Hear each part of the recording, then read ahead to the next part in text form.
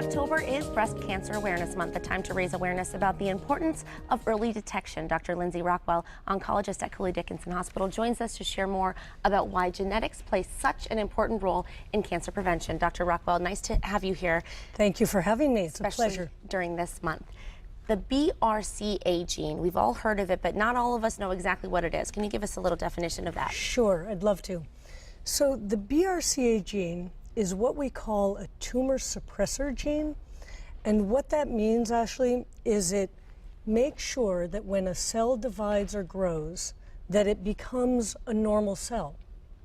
So if a mutation occurs in that gene, which occurs very rarely, it loses that ability to say, stop growing when there's an abnormal growth.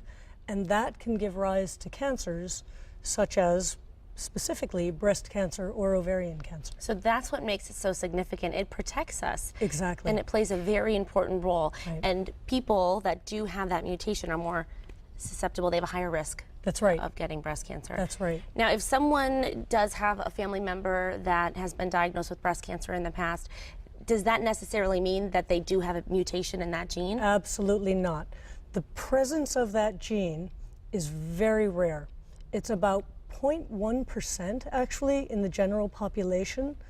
And even in women with a diagnosis of breast cancer or ovarian cancer, the occurrence is only about 5%. So the vast majority of breast cancers are not hereditary in their origin. They're what we call sporadic.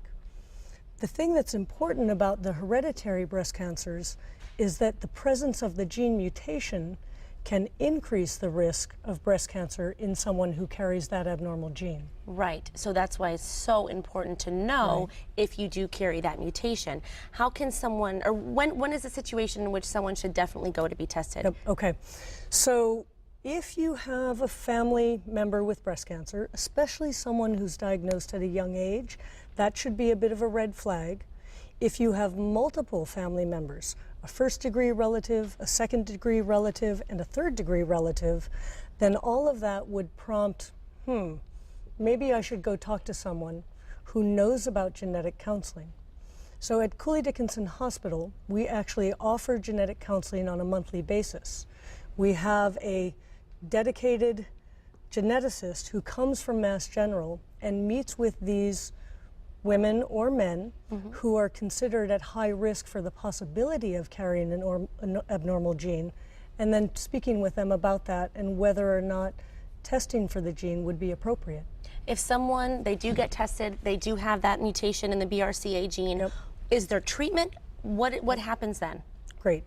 So if a BRCA gene is mutated and a woman finds out this information, there are really kind of two paths that she can go on.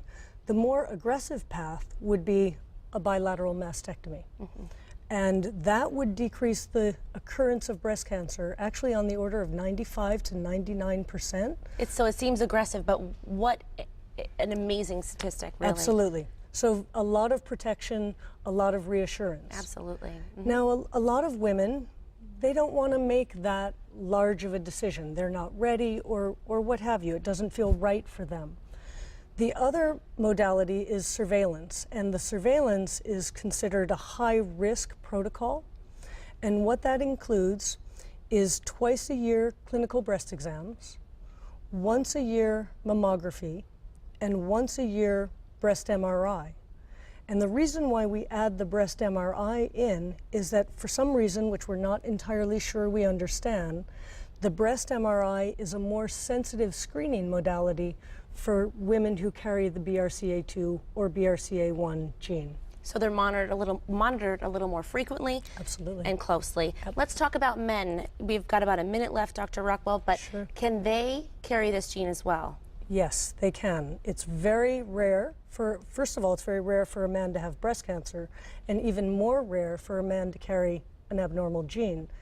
And the red flags are really the same as all of us. A significant family history. If a man is diagnosed with breast cancer, that's certainly a reason to have genetic testing and to have the BRCA1 or 2 gene test done. Male breast cancer accounts for 0.5% of cancer-related deaths in men. So again, it's very rare, and it can be a more aggressive type of breast cancer if it's associated with the breast cancer gene.